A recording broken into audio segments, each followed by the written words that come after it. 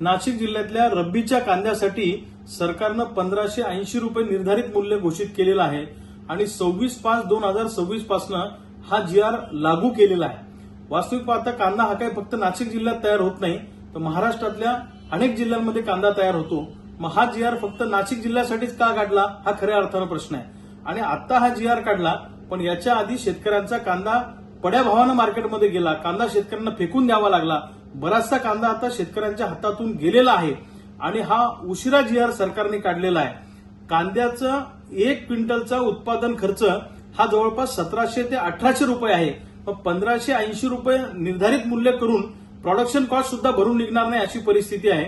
मुळामध्ये कांदा उत्पादकांना दिलासा द्यायचा नाही, फक्त आम्ही दिलासा देतो अशा पद्धतीचा आविर्भाव सरकार त्या ठिकाणी आणत आहे आणि कांदा उत्पादकांचा रोष शांत करण्यासाठी सरकारने हे परिपत्रक काढलेलं आहे।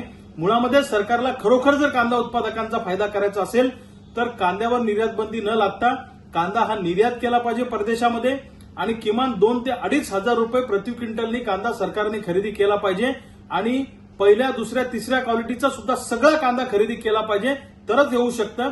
सरकार जेव्हा खरेदीमध्ये उतरतं तेव्हा विशिष्टच कांदा आम्ही खरेदी करू आणि एवढ्याच लिमिटपर्यंत कांदा आम्ही खरेदी करू असं सरकार सातत्यानं सांगतं। त्यामुळे सरकारच्या या कांदा खरेदीमुळे शेतकऱ्यांना दिलासा मिळत नाही आणि सरकारने आता जो काही 1580 रुपयाचा GR काढला यामुळे शेतकऱ्यांना काही फायदा होणार नाही। शेतकऱ्यांच्या तोंडाला पुन्हा एकदा सरकारने पाने पुसलेली आहे।